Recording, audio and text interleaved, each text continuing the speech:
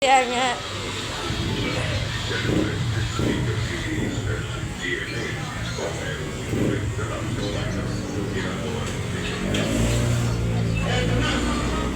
Ito na ang ating naprobasyon. Hindi namin naman na nagmamahalan ang ating sa radyo ulit-ulit sa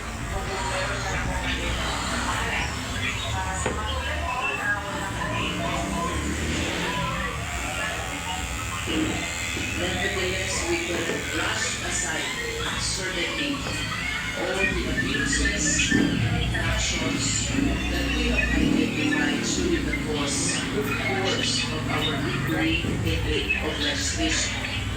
And in addition to the offenses which have been raised already by our state colleagues, I wish to add perjury.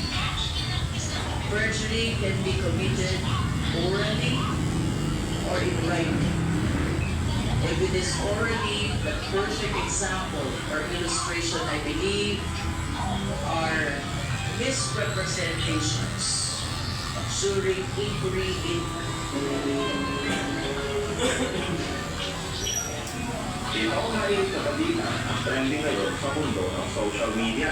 Duterte, lalong napahiya dito. At Alimores, galit sa matinding atako. Katapos ang matinding paninira ng mga Duterte. Abay neto, may pauso na naman ang mga Alimores ni Duterte na maiintisyon na si Pangulong Marcos. Kaya naman, neto ang matinding sagot ng isang political analyst tungkol sa paninira ng mga Duterte. So, hindi ko nila sila hindi kaya sa mga survey na magmaro ba sila sa mga kanila. Kaya ngayon, ito mga estilo, kumuha sa mga kanyato, kumuha sa mga religious schools, kumuha sa mga Cristo,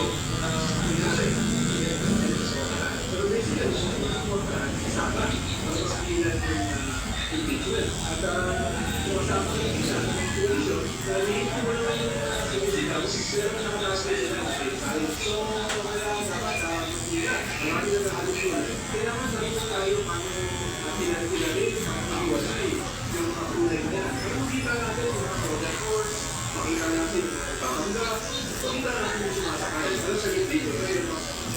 At para isuro, yung mga, hindi naman nila agenda.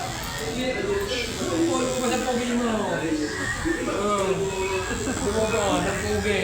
Secret na rin mo, kung nalito, sa kung nalito yung tao, sa mga lusot.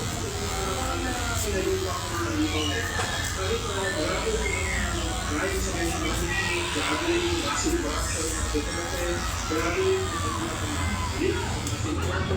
drugs, hindi na tayo na hindi naman gagalitin, nagkikita mo sila. Kasi sinari naman na yung masiki, silang parang mo ng Prasmila, silang parang mo ng Himalayas, silang parang mo ng Himalayas, silang parang mo ng Himalayas. Ngayon sila parang mo ng Himalayas.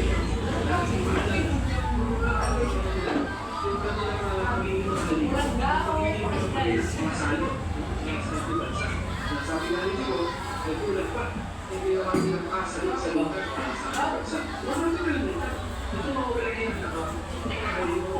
at dahil nga nakutingin ang naimindigan ni Una at Duterte dahil sa black budget, abay neto matinding hamon ng isang makamarkos. Ang nakakit is dito ba, sinakyan ng mga pinag-isay, ang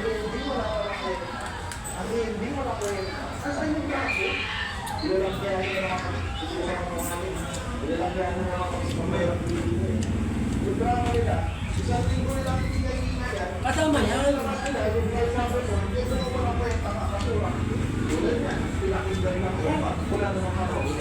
O ngayon, bakit pa muna? Kasi naman ng page 1. Tsaka na yan sa graduation. Bakit sa page lang ang nakita? Bakit na wala? Nag-aalaman talaga. Libre na.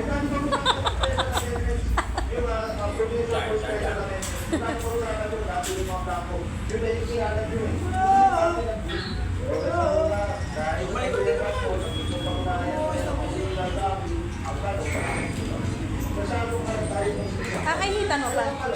Kakahitan mo pa? Ikaw! Ikaw? Kapila mo.